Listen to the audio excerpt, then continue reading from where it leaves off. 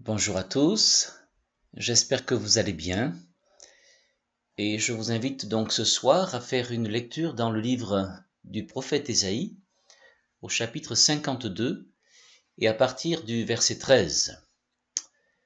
Le prophète Ésaïe, chapitre 52, à partir du verset 13. Avant de commencer la lecture, je voudrais tout d'abord vous inviter vraiment à recevoir ces textes de la Bible que nous allons lire comme étant ce qu'ils sont en réalité, c'est-à-dire la parole de Dieu, une parole vivante et agissante. Car si tel est le cas, bien-aimés, alors cette parole va développer en vous une action réellement bienfaisante et concrète. Et comme le dit le livre des Proverbes, la sagesse viendra alors dans votre cœur et la connaissance fera les délices de votre âme. Et plus loin, il est écrit même dans ce même livre des Proverbes, ce sera alors la santé pour tes muscles et un rafraîchissement pour tes os. C'est-à-dire que dès que nous prêtons attention à la parole de Dieu et que nous y ajoutons foi, alors Dieu, dans son amour pour nous, manifeste sa puissance de vie dans notre être tout entier, l'esprit, l'âme et le corps. Alors voilà donc ce que nous lisons, donc Ésaïe chapitre 52, Ésaïe chapitre 52 verset 13. Voici mon serviteur prospérera, il montera, il s'élèvera bien haut. De même qu'il a été pour plusieurs un sujet d'effroi, tant son visage était défiguré, tant son aspect différait de celui des fils de l'homme, de même il sera pour beaucoup de peuples un sujet de joie. Devant lui, des rois fermeront la bouche, car ils verront ce qui ne leur avait point été raconté, ils apprendront ce qu'ils n'avaient point entendu. Amen. J'aimerais maintenant faire la même lecture, mais dans une autre version de la Bible, la version de la Bible du Semeur. Donc nous refaisons cette même lecture. Voici mon serviteur agira en toute sagesse. Il sera haut placé, très élevé, grandement exalté. Beaucoup ont été horrifiés tellement son visage était défiguré, et tant son apparence n'avait plus rien d'humain, car il accomplira le rite de l'aspersion pour beaucoup de nations. Les rois, à son sujet, resteront bouche close, car ils verront eux-mêmes ce qui ne leur avait point été raconté, ils comprendront ce qui ne leur avait pas été annoncé. Amen. Je voudrais donc relever dans cette première version que nous avons lue, qui est la version seconde, deux expressions que je voudrais rapprocher l'une de l'autre. La première expression, il sera donc un sujet d'effroi, et la seconde expression, il sera pour beaucoup de peuples un sujet de joie. Souvenons-nous de l'expérience de ce ministre de Candace, la reine d'Éthiopie, dont l'histoire nous est rapportée dans le livre des Actes des Apôtres au chapitre 8. Il nous est dit que cet homme est allé de Jérusalem pour adorer Dieu, et il s'en retourne donc dans son pays avec une portion de la Bible, avec le rouleau du prophète Ésaïe. Et précisément, il est en train de lire ce passage d'Ésaïe 53, l'histoire donc de cet homme présenté comme un serviteur de l'Éternel, qui est un véritable sujet d'effroi. Et bien sûr, il ne sait pas encore de qui il est question. Il ne comprend pas ce qu'il lit. Alors, dans sa recherche, Dieu qui voit tout, qui sait tout, qui sonde le cœur de tous les hommes, voit que cet homme cherche réellement à comprendre ce qu'il lit. Il va donc susciter dans le cœur de l'évangéliste Philippe, le fait de laisser ce qu'il est en train d'accomplir dans toute cette région de la Samarie. Donc il envoie son serviteur, l'évangéliste Philippe. Et donc avec l'aide et l'assistance du Saint-Esprit, l'évangéliste Philippe va s'approcher de cet homme, cet eunuque éthiopien, et il va commencer donc à expliquer ce passage d'Ésaïe 53. Il va petit à petit lui ouvrir les yeux pour qu'il découvre qu'il est ici question en fait de Jésus. C'est lui, ce serviteur de l'Éternel, qui est rempli d'effroi et qui va devenir pour beaucoup de peuples un sujet de joie. Et tout à coup, alors que cet eunuque éthiopien reçoit la clé de la compréhension de ce texte du prophète Ésaïe, eh bien, cet homme va croire et il va s'engager avec Dieu en se faisant baptiser dans l'eau. Et ce qui est intéressant de voir, c'est comment finit cette histoire de l'eunuque éthiopien. La Bible nous dit que joyeux, cet homme a poursuivi sa route. Et voilà donc une histoire qui a commencé par un sujet d'effroi, cette description terrible que nous avons lue dans le prophète Ésaïe, et qui va se terminer par un sujet de joie, c'est-à-dire par le baptême et l'engagement de cet homme qui, tout joyeux ensuite, va poursuivre sa route, ayant reçu dans son cœur le témoignage et surtout la vie de Jésus-Christ. Alors ce qu'il faut comprendre de ce texte, c'est qu'en fait, il ne peut pas y avoir de joie pour l'humanité sans regarder le sujet d'effroi qu'est la croix du Calvaire sur laquelle Jésus-Christ a été crucifié. Le mot hébreu traduit ici par effroi, c'est le mot shamen.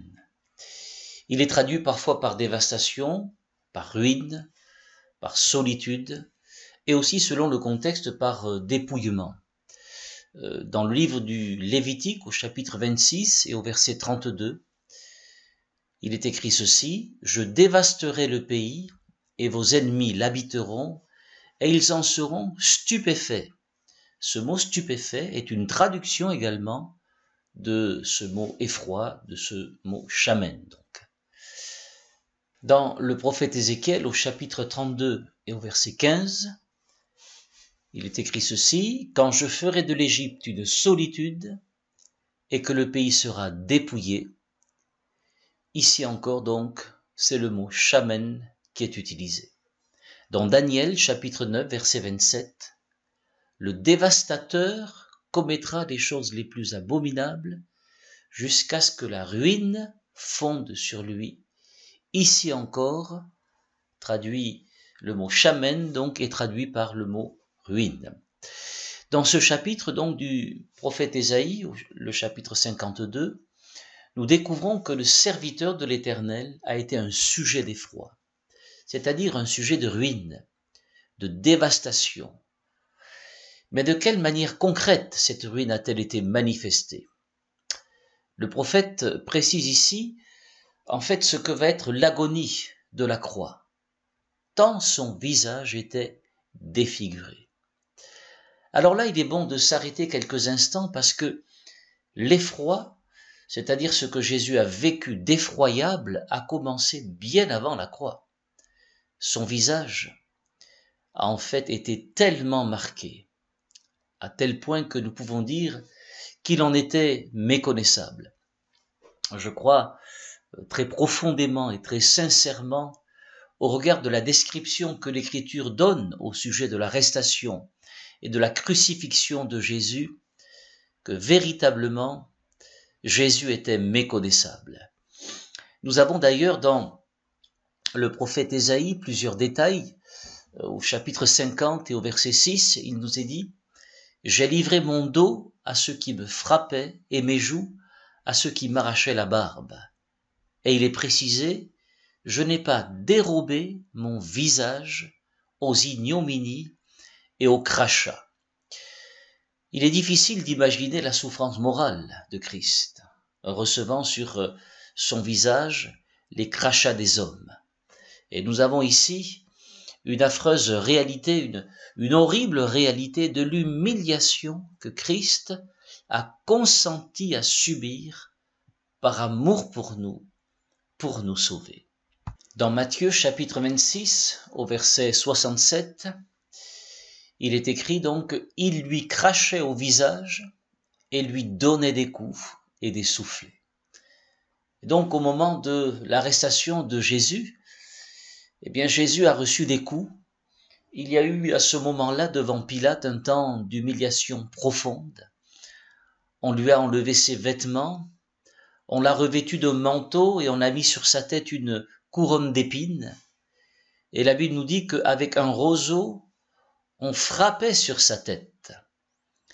Et le visage de Jésus va véritablement commencer à devenir le visage de l'effroi. Un visage tuméfié par les coups de poing qu'il avait reçus, les soufflets, un visage ensanglanté. Et il nous est dit, ensuite, après s'être ainsi moqué de lui, ils l'emmenèrent pour être crucifié. C'est vrai que Christ est devenu bien sûr semblable aux hommes, et il a paru comme un simple homme, nous dit l'épître de Paul aux Philippiens, mais les choses ne sont pas restées là. Il est en fait devenu méconnaissable physiquement, parce que son aspect était impossible à reconnaître tant il était défiguré par les coups qu'il avait reçus. Dans Matthieu chapitre 26, 67, on disait à Jésus, prophétise, qui t'a frappé? Pourquoi cette question? Eh bien, la réponse nous est donnée dans l'évangile selon Marc au chapitre 14, où il nous est dit, devine qui t'a frappé. C'est tout simplement parce qu'il nous est précisé qu'on avait enveloppé le visage de Jésus. Au moment de l'arrestation, eh bien, on a mis certainement une toile sur la tête du Seigneur. Et quand vous avez un sac sur la tête ou une toile sur la tête, et que des coups de poing arrivent, vous ne savez pas d'où ils arrivent, et donc vous ne pouvez pas les esquiver. C'est pour ça qu'il nous est dit dans Ésaïe, au chapitre 50, « Je n'ai pas dérobé mon visage aux ignominies ». Et c'est ainsi que Jésus, le Seigneur, notre Seigneur, a été ainsi complètement défiguré avant même l'agonie de la croix. Il est devenu un sujet d'effroi. Et pourquoi tout cela? Eh bien parce que il a consenti à payer le prix de notre rachat. Et quand nous pensons à ces moments horribles, ce visage tuméfié, ces moments humiliants, il faut les voir comme étant l'expression de notre propre ignominie et de l'abjection de notre péché. Il faut les voir comme étant l'expression de notre bassesse morale et spirituelle, si bien cachée dans notre cœur. Voilà, frères et sœurs, comment Dieu voit notre cœur, notre péché. C'est repoussant, n'est-ce pas? C'est affreux, n'est-ce pas?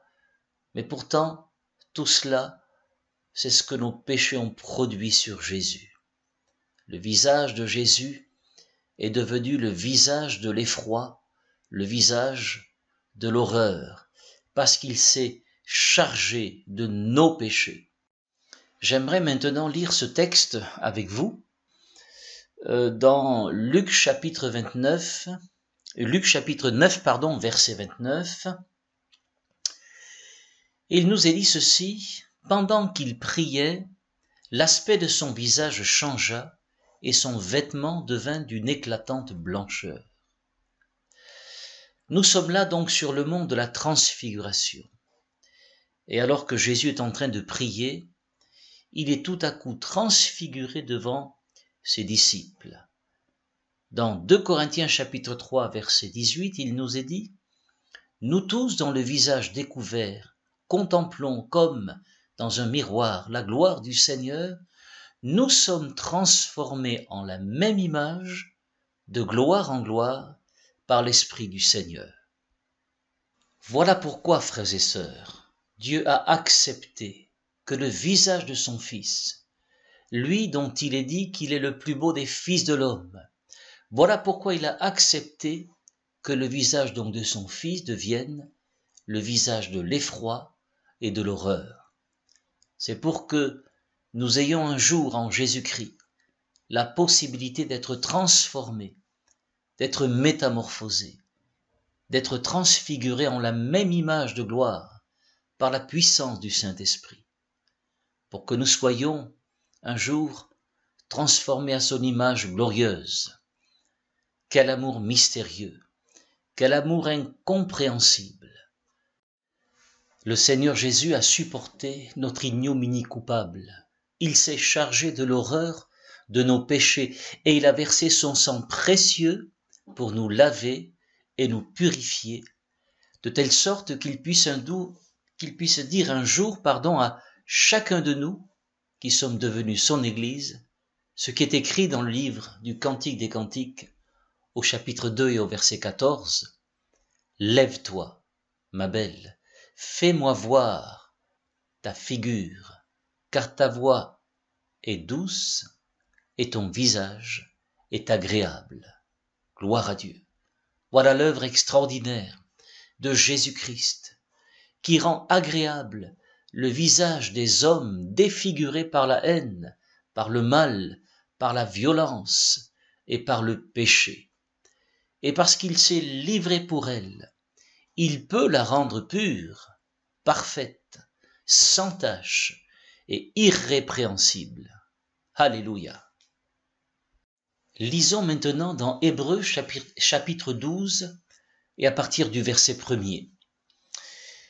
Nous donc aussi, puisque nous sommes environnés d'une si grande nuée de témoins, rejetons tout fardeau et le péché qui nous enveloppe si facilement, et courons avec persévérance dans la carrière qui nous est ouverte, ayant les regards sur Jésus, le chef et le consommateur de la foi, qui, en vue de la joie qui lui était réservée, a souffert la croix, méprisé l'ignominie, et s'est assis à la droite du trône de Dieu.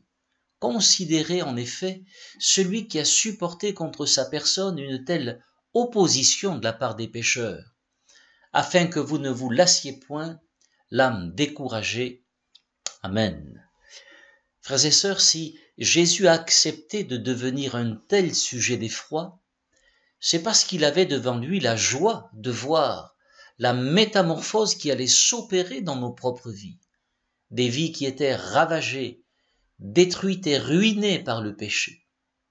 Quel amour extraordinaire, frères et sœurs, quel amour incompréhensible que celui de l'amour de Dieu, manifesté en Jésus-Christ à travers un tel abaissement, une telle humiliation, à travers le sujet d'un tel effroi. Ce passage que nous venons de lire est aussi une merveilleuse exhortation pour nous aider à tenir bon et à tenir ferme, jusqu'à ce que nous entrions dans toute la plénitude du salut.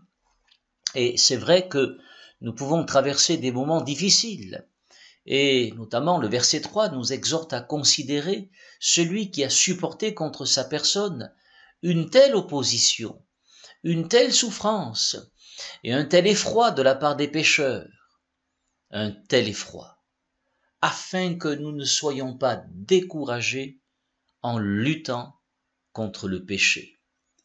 Par conséquent, nous vivons avec Christ, gloire à Dieu, mais nous portons également aujourd'hui son opprobre. Et donc, nous pouvons connaître exactement, comme le Seigneur l'a connu, des humiliations, parfois sévères, les plus douloureuses venant de nos propres frères et sœurs, exactement comme l'a vécu en son temps Joseph, le fils de Jacob. Nous vivons aujourd'hui dans une société où la foi chrétienne est perçue comme étant de l'obscurantisme religieux. Un peu comme si chaque chrétien était quelque peu arriéré au plan mental, et notamment dans la liste des choses qui sont complètement obscures pour le monde. Il y a la création, il y a le fait miraculeux. Tout ce qui vient de Dieu, d'une manière générale, est systématiquement rejeté. Et nous sommes encore dans ce combat spirituel dans lequel nous sommes appelés à persévérer dans un monde qui ne nous accepte pas, qui ne veut pas nous assimiler et qui ne nous assimilera jamais, et c'est tant mieux. Alors que tant de chrétiens aujourd'hui cherchent à se faire accepter par le monde. Souvenons-nous de Lot, frères et sœurs. Lui qui cherchait à se faire accepter par la société de Sodome, en devenant même une des autorités de cette ville, n'a finalement jamais été accepté en tant que croyant. Et c'est vrai qu'il n'y a rien de plus déstabilisant et de douloureux aujourd'hui que de ne pas être accepté, que de vivre le rejet.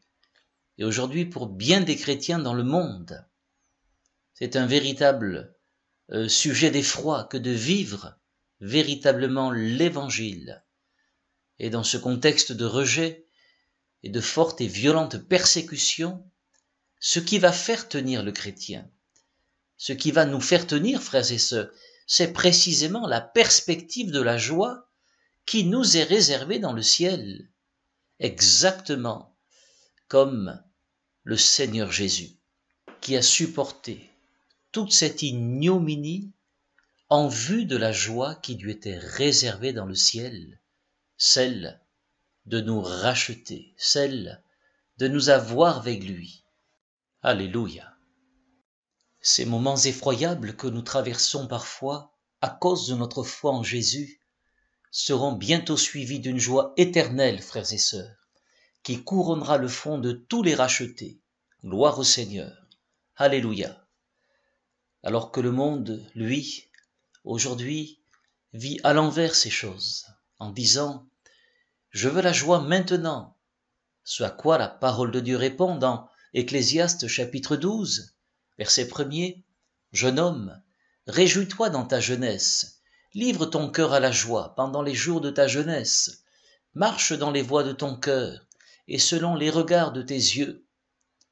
Mais sache que pour tout cela, Dieu t'appellera en jugement. » Et là, ça risque d'être un sujet d'effroi, frères et sœurs, pour beaucoup qui vivent dans cette illusion. C'est la mentalité de ce monde, qui vit dans l'illusion et la tromperie du diable, qui a aveuglé l'intelligence des hommes. La recherche d'une joie immédiate, éphémère, et puis une autre joie, tout aussi éphémère, et puis encore une autre. Un petit peu comme nous le voyons dans l'Évangile selon Luc au chapitre 16 et au verset 19 avec l'histoire de ce riche qui menait joyeuse et brillante vie. Puis un jour il est mort et il s'est retrouvé plongé dans les tourments avec d'autres qui étaient là, avec lui. Quel effroi cela a dû être pour cet homme, l'effroi éternel, dans la honte et dans le rejet de la présence de Dieu. Dans le psaume 73, Asaph dit ceci, « Je portais envie aux insensés, en voyant le bonheur des méchants. » Parce que oui, c'est vrai que souvent dans ce monde, les méchants sont dans une forme de bonheur, au présent. Mais quand on considère la vie, la fin de la vie, comme le fait le psalmiste, alors là, tout change. C'est un sujet d'effroi. Pardon. Je voudrais revenir maintenant sur Ésaïe chapitre 52, verset 15. La version seconde que nous avons lue tout à l'heure nous dit « De même, il sera pour beaucoup de peuples un sujet de joie. » Et nous avons lu dans la version de la Bible Semeur, et c'est traduit de la même manière d'ailleurs dans la Nouvelle Bible seconde, « Car il accomplira le rite de l'aspersion pour beaucoup de nations. » Ici, le verbe hébreu qui est traduit par être un sujet de joie, c'est le verbe hébreu nasa. C'est un verbe qui est principalement utilisé dans le Pentateuque, dans la Torah, la loi de Moïse, et c'est un verbe qui signifie, qui est toujours traduit d'ailleurs par faire l'aspersion. Faire l'aspersion. Il est également traduit par jaillir, ou encore, comme dans ce texte, par sujet de joie. Et au fond, comme nous l'avons vu dans Hébreux chapitre 12, verset 2, l'aspersion et la joie vont ensemble. Puisque Jésus a fait l'aspersion de son propre sang en échange de la joie qui lui était réservée dans le ciel. Et quand on réfléchit à l'aspersion, on sait où se trouve l'aspersion. Elle se trouvait dans le tabernacle et dans le temple. Et en fait, l'aspersion que nous trouvons, c'est une aspersion qui est triple. Dans le tabernacle, il y avait l'aspersion du sang qui permettait d'obtenir le pardon. Le sang était placé donc sur les cornes de l'autel et l'aspersion se faisait dans la tente d'assignation, là où Dieu convoquait son peuple. À travers le ministère des sacrificateurs, l'aspersion se faisait sur le couvercle de l'arche de l'Alliance qui s'appelait le propitiatoire. Et cette aspersion, eh bien, nous savons qu'elle préfigurait le sang de Jésus. Mais ce n'était pas la seule aspersion, l'aspersion du sang. Il y avait également l'aspersion de l'huile. Quand on versait l'huile sur quelqu'un, eh bien, ça voulait dire que cette personne était choisie par Dieu et donc cette personne était ensuite équipée par Dieu et donc on faisait l'onction d'huile sur lui. Et souvenez-vous, c'est comme cela que l'on établissait les sacrificateurs, les rois et les prophètes dans leurs fonctions. C'est ainsi que dans le Lévitique, au chapitre 8, bien, nous voyons que on faisait l'aspersion de l'huile pour sanctifier non seulement d'ailleurs les personnes, les sacrificateurs, mais également tous les instruments qui devaient être utilisés par les sacrificateurs. Tous les ustensiles, l'autel, la cuve, tout devait être sanctifié par l'huile, afin d'être des instruments qui soient exclusivement réservés pour le service de Dieu, pour le service du sanctuaire. Et il n'était pas question donc d'emprunter ces ustensiles ou ces instruments pour faire autre chose que le service de Dieu pour lequel ils avaient été oints. Et quelqu'un qui est oint du Saint-Esprit, frères et sœurs, il l'est pour être entièrement consacré et pour servir exclusivement le Seigneur. Quelqu'un qui est en Christ, frères et sœurs, comme nous le sommes, c'est à la fois quelqu'un qui est sous l'aspersion du sang de Christ et c'est également quelqu'un qui est sous l'aspersion d'huile. C'est-à-dire que c'est quelqu'un qui a été entièrement pardonné et c'est quelqu'un qui est entièrement consacré pour être au service du Seigneur dans ce temple, dans ce temple vivant du Seigneur qui s'appelle l'Église. Alléluia. C'est donc quelqu'un qui est mis à part et qui ne s'appartient plus lui-même, exactement comme Paul le dit aux Corinthiens, mais qui appartient au Seigneur. C'est ce que nous sommes, frères et sœurs. Nous ne nous appartenons plus nous-mêmes, mais nous appartenons, au Seigneur, et si nous avons été sauvés, c'est afin que nous puissions le servir de tout notre cœur.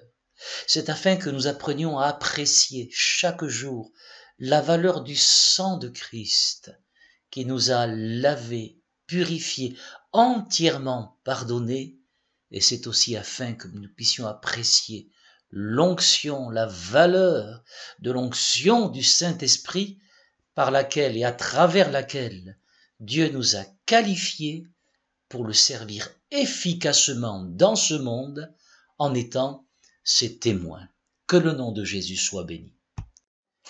Et de la même manière que le souverain sacrificateur prenait tel ou tel instrument dans le sanctuaire pour accomplir le service pour Dieu, eh bien Christ nous prend dans sa main pour que nous soyons dans sa main des instruments qui vont servir à glorifier Dieu dans ce monde. Alléluia. Le psaume 100 nous exhorte à servir l'Éternel avec joie. Eh bien cette joie, frères et sœurs, c'est dans l'onction du Saint-Esprit qu'elle se trouve, dans une onction renouvelée et donc rafraîchie, ainsi que nous le dit le psaume 92. Je suis arrosé d'une huile fraîche, je suis oint d'une huile de joie, nous rapporte l'auteur de l'Épître aux Hébreux. Et il y avait une troisième aspersion dans l'Ancien Testament, c'était l'aspersion par l'eau. L'eau, c'est une image de la parole de Dieu, dans l'Épître de Paul aux Éphésiens au chapitre 5. La parole de Dieu qui nous sanctifie également. Jean chapitre 17, sanctifie-les par ta parole, car ta parole est la vérité. Et il y avait aussi dans le livre des Nombres au chapitre 8 et au verset 7, l'aspersion de l'eau expiatoire. Ainsi, lorsque je m'approche de Christ, grâce à son sacrifice, à travers l'effroi qu'il a accepté de connaître et de vivre, je suis au bénéfice de son sang. Je suis au bénéfice de son esprit qu'il a ensuite répandu et je suis enfin au bénéfice de sa parole vivante et permanente. Et c'est là, frères et sœurs, que se trouve la source de notre joie. Frères et sœurs, il ne peut pas y avoir pour nous de joie complète en dehors de ces trois aspersions. Fondamentalement, la source de notre joie, elle se trouve dans le pardon de nos péchés, dans la plénitude du Saint-Esprit et dans l'amour de sa parole, c'est-à-dire dans l'amour de la vérité, dans le respect pour sa parole. Amen. Alors il est dit à la fin de ce chapitre 52, « Devant lui, des rois fermeront la bouche, car ils verront ce qui ne leur avait point été raconté, ils apprendront ce qu'ils n'avaient point entendu. » Il est question ici des rois. Alors bien sûr, il sera pour beaucoup de peuples un sujet de joie. Et c'est intéressant parce que ce n'est pas que pour les Juifs, mais c'est pour beaucoup de peuples. Ce qui rejoint ce que dit Pierre dans sa première épître, au chapitre 1er et au verset 2, « À ceux qui sont étrangers et dispersés, ils participent à l'aspersion de Christ. » Ainsi, la préparation du salut de Dieu, eh bien, nous voyons que c'est pour toute l'humanité. Et c'est pourquoi l'auteur de l'Épître aux Hébreux nous dit « Comment échapperons-nous si nous négligeons un si grand salut ?» Il est si grand parce qu'il vient de si haut, et il est si grand parce qu'il vient et parce qu'il s'étend à toutes les nations sans exception, il s'étend à tout le monde sans exception. Et nous avons donc dans ce chapitre 52 et 53 le salut qui est annoncé par la grâce de Dieu pour toutes les nations de la terre. Mais les rois de la terre se sont toujours bloqués, se sont toujours opposés. Et si nous lisons attentivement le psaume 2, et notamment le verset 2, il est écrit ceci, « Pourquoi les rois de la terre se soulèvent-ils et les princes se liguent-ils avec eux contre l'Éternel et contre son oint ?» Et c'est bien en effet ce qui s'est accompli lorsque Pilate et Hérode se sont unis et se sont ligués contre le Seigneur Jésus. Mais la parole de Dieu nous dit que celui qui a été humilié et qui a été défiguré à ce point, celui qui est devenu un sujet d'effroi à cause de nos péchés, celui contre qui se sont ligués les princes, les rois de ce monde, il est monté au ciel et il va revenir un jour.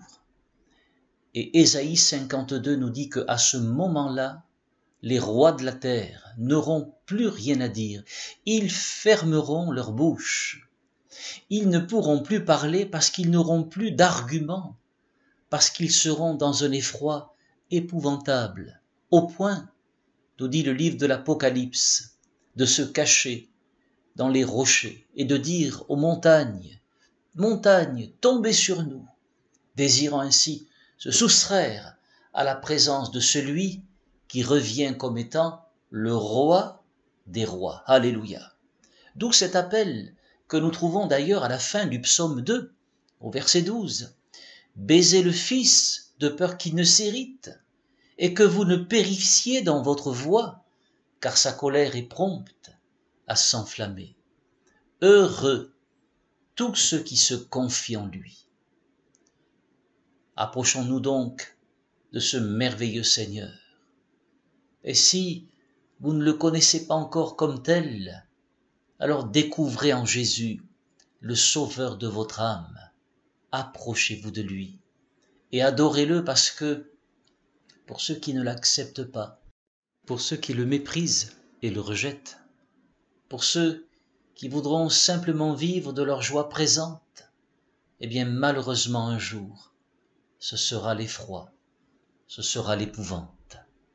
Mais Jésus nous offre ce soir encore l'opportunité de contempler l'effroi qui a été le sien, pour que nous puissions partager la joie qui est la sienne, la joie d'être sauvés, la joie de recevoir son pardon, la joie de recevoir cette onction de l'Esprit, cette vie nouvelle, la joie de savoir qu'un jour, nous serons avec lui dans le ciel. Amen. Que le Seigneur nous bénisse ensemble, frères et sœurs, qu'il nous aide à saisir par la foi cet amour immense qu'il a manifesté pour nous sur la croix du Calvaire, et qu'à travers cet amour, eh bien, nous puissions le servir de tout notre cœur. Amen. Prions ensemble le Seigneur.